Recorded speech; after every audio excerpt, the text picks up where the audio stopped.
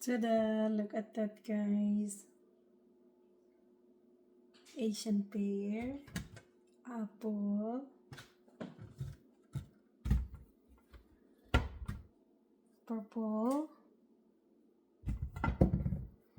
purple potato,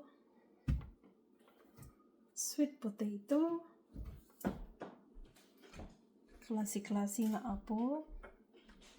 Kani siya, guys, kay giharvest na mo ni sa balay sa akong friend kay Madam Elena Erica. Shout out manang, thank you sa imong punuan sa apple nga among giharvest kagahapon.